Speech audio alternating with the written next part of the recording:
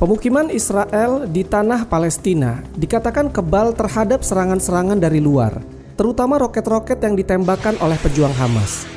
Mereka merasa hidup aman di atas tanah yang mereka curi itu berkat sebuah teknologi yang katanya ini teknologi pertahanan militer paling canggih di dunia. Namanya adalah Iron Dome. Teknologi inilah yang membuat perkampungan Yahudi di tanah Palestina merasa aman dari ancaman serangan-serangan udara. Maka apakah itu Iron Dome? Dan benarkah teknologi Iron Dome ini tidak bisa ditembus apapun?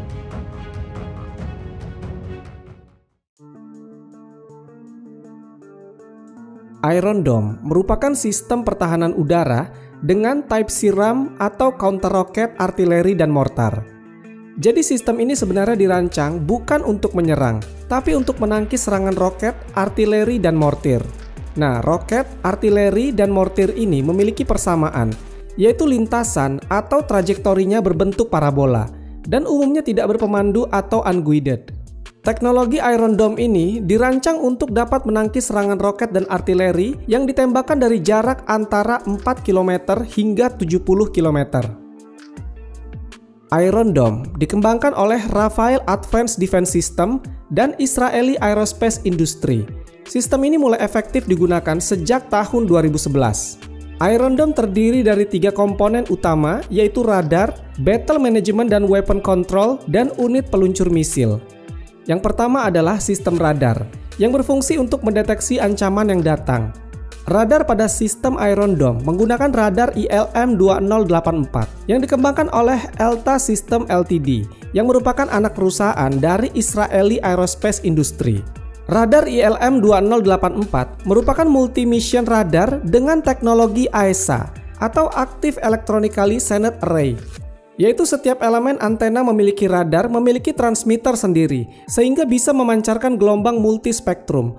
Radar ini mampu mendeteksi peluru artileri dari jarak 100 km. Untuk target yang lebih besar seperti rudal bertenaga turbojet atau ramjet atau yang biasa diistilahkan sebagai air breathing target, radar mampu mendeteksinya hingga jarak 350 km. Sedangkan untuk target yang berukuran kecil, misalnya peluru artileri, radar bisa melacak hingga 200 peluru artileri secara bersamaan.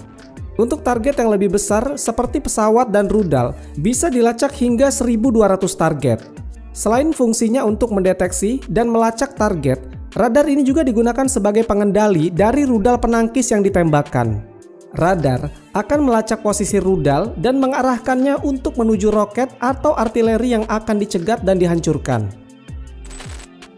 Untuk menghindari salah tembak atau friendly fire, radar ini dilengkapi dengan perangkat IFF, yang artinya Identification Friend of Foe. Fungsinya untuk membedakan mana objek kawan dan mana objek lawan. Sebagai perangkat deteksi tambahan, terdapat juga sensor elektro-optikal dengan sensor inframerahnya. Kemudian hasil deteksi dari radar ini dikirimkan ke Battle Management dan Weapon Control atau BMC. Ini adalah otak dari sistem Iron Dome. Dan disinilah deteksi radar tersebut dianalisa. Lalu dalam beberapa detik setelah target terdeteksi, sistem sudah mampu mengkalkulasi lintasan dari target dan memperkirakan di mana titik jatuhnya roket atau artileri tersebut. Dengan mengkalkulasi lintasan proyektil tersebut, sistem juga dapat mengetahui lokasi peluncuran di mana nantinya dapat mengirimkan serangan balasan. Jika lintasan roket diperkirakan akan jatuh ke tempat pemukiman atau objek vital, maka sistem akan menembakkan rudal untuk mencegat dan menghancurkan roket tersebut. Namun jika lintasan roket musuh menuju area kosong yang tak berpenghuni, maka sistem akan membiarkan saja roket tersebut. Sistem radar dan BMC-nya ini umumnya berada di satu tempat yang sama, dilengkapi dengan power supply dan jaringan telekomunikasi. Posisi radar dan BMC berada jauh dari jangkauan musuh, dan umumnya ditempatkan di tempat yang tinggi untuk memaksimalkan jangkauan deteksi. Sedangkan komponen yang ketiga yaitu peluncur misil ditempatkan terpencar-pencar di garis depan. Unit peluncur ini bersifat mobile dan selalu berpindah-pindah untuk menghindari serangan atau sabotase musuh. Dan sebenarnya juga radar dan BMC ini bersifat mobile juga. Antara unit peluncur dengan radar BMC dihubungkan dengan sistem telekomunikasi wireless. Setiap unit peluncur berisi 20 rudal atau interseptor yang bernama Tamir. Nah, nama Tamir ini merupakan akronim dari Til Meyaret, yang berarti rudal pencegat. Tamir merupakan rudal dengan pendorong roket berbahan bakar padat dan dilengkapi dengan aktif radar homing. Ketika diluncurkan, Tamir ini dikendalikan oleh sistem radar menuju target yang akan dicegat. Komunikasi antar interseptor Tamir dan radar menggunakan data link dua arah. Setelah mendekati targetnya, Tamir akan beralih menggunakan radarnya sendiri, mendeteksi secara akurat posisi target. Dengan dikendalikan oleh sirip-siripnya, Tamir akan mengejar dan mencegah targetnya. Interseptor Tamir dilengkapi dengan proximity laser yang terus mengukur jarak antara interseptor dan target. Interseptor akan meledak sedekat mungkin dengan target dalam rangka menghancurkannya. Pada saat meledak, ledakan hulu ledak melontarkan ratusan pecahan logam yang akan menghancurkan target. Tamir dirancang agar efek dari ledakan ini bisa mengenai bagian hulu ledak dari roket musuh. Kecanggihan dan efektivitas Iron Dome ini tentu harus dibayar mahal. Meskipun tidak ada data resmi berapa tepatnya harga satu unit interseptor Tamir. Namun beberapa sumber menyebut harga per unitnya antara 50.000 hingga 100.000 dolar. Atau jika dikonversi ke rupiah, harganya akan menjadi 700 juta hingga 1,4 miliar rupiah. Harga ini 100 kali lipat lebih mahal dibanding roket Hamas yang dicegatnya. Namun jika berkaca pada konflik 2014, bahwa beberapa roket dan mortir Palestina yang berhasil mengenai Israel menimbulkan kerugian material sekitar 560 miliar rupiah dan kerugian ekonomi sekitar 1,5 triliun rupiah. Maka dari itu, biaya Iron Dome ini masih terbilang sangat layak.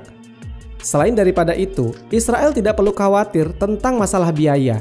Ada yang selalu siap mensupport dana ke Israel, yaitu Amerika Serikat. Di tahun 2014 saja, setelah Perang Gaza, Amerika Serikat memberikan bantuan darurat kepada Israel untuk produksi Iron Dome. Jumlah bantuan yang diberikannya adalah 225 juta dolar atau sekitar 3,2 triliun rupiah. Pada awal November lalu, Iron Dome Israel mengalami malfungsi, alias tidak berfungsi sebagaimana mestinya. Sistem pertahanan udara milik Israel yang selama ini dikenal canggih, dilaporkan mengalami error pada hari Minggu tanggal 6 November 2023. Sehingga yang seharusnya menghalau serangan roket dari Hamas, malahan sistem pertahanan itu menyerang pemukiman warga sipil Israel. Dinukilkan Al Jazeera, rudal sendiri jatuh di pusat kota Rishon LeZion yang terletak di selatan Tel Aviv. Sistem pertahanan yang akan ditembakkan ke arah Gaza malah berbelok dan membuat rudal jatuh di pemukiman dan rumah sakit. Dalam sebuah video yang diunggah situs berita Palestina Quds News Network, terlihat rudal Iron Dome yang ditembakkan Israel berputar di udara membentuk huruf U terlebih dahulu, sebelum berbalik arah dan jatuh menyasar pemukiman penduduk dan rumah sakit. Pencegat Iron Dome Israel dilaporkan tidak berfungsi.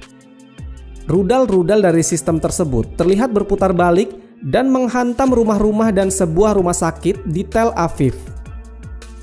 Di saat yang bersamaan, Hizbullah juga melancarkan serangan balasan ke Israel usai pembunuhan warga sipil di Lebanon. Menanggapi serangan tersebut, pihak Hizbullah kembali melancarkan roket ke Kiryat Shmona pada Minggu 5 Oktober 2023 dan berhasil membombardir lantaran Iron Dome milik Israel mendadak error. Sarah Wilkinson, aktivis perjuangan kemerdekaan Palestina, menyebut akibat rusaknya Iron Dome menyebabkan banyak korban jiwa yang jatuh di Tel Aviv. Sistem rudal milik Israel berniat diluncurkan ke rumah sakit Al-Shifa, tapi Iron Dome error dan jatuh di Tel Aviv mengakibatkan korban jiwa, tuturnya. Hingga kini, pihak Israel belum mengeluarkan laporan kerusakan mendadak Iron Dome, termasuk korban jiwa akibat ledakan rudal tersebut. Diketahui, Iron Dome dirancang sendiri untuk mencegat dan menghancurkan roket jarak pendek, serta peluru artileri yang ditembakkan dari jarak 4 hingga 70 km. Lintasannya akan membawanya ke daerah berpenduduk Israel. Menariknya, malfungsi Iron Dome yang membombardir kota Tel Aviv disebutkan karena ada campur tangan hacker top dunia. Salah satunya berasal dari Indonesia. Hal ini sebagaimana ramai diberitakan warganet di media sosial TikTok yang mengatakan ada peran hacker asal Indonesia yang turun tangan menyabotase sistem keamanan milik Israel. Brotherhood Team of May 7 is back, tulis akun Raksordi dalam sebuah durasi TikTok dengan keterangan random shooting Iron Dome yang terjadi karena adanya malware yang rusak sistem pemicu. Semoga Tuhan selalu melindungi orang baik. Mei 7. Tambah akun Lala Altaf. Tak berapa lama, muncul unggahan video dengan keterangan yang menyatakan bahwa para hacker sudah berhasil meretas ratusan Iron Dome milik Israel. Kami telah berhasil meretas ratusan Iron Dome Israel tadi malam dan membalikan ke markas mereka. Dengan segala kemampuan yang kami miliki, kami minta doanya dari teman-teman. Tulis akun Mei 7. Sontak saja, unggahan tersebut memicu ribuan tanggapan warganet yang menyatakan dukungan kemanusiaan kepada warga Palestina. Akhirnya, Mei 7 turun gunung juga. Semoga semua baik-baik saja di balik layar. Tulis akun Dwi Arya Gumilang. Wallahu a'lam bishawab. Semoga kisah ini bermanfaat. Lebih dan kurangnya mohon dimaafkan. Yang benar datangnya dari Allah Subhanahu wa Ta'ala. Khilaf atau keliru itu datangnya dari saya pribadi sebagai manusia biasa. Sampai ketemu di kisah-kisah seru yang penuh makna selanjutnya. Saya akhiri. Wassalamualaikum warahmatullahi wabarakatuh.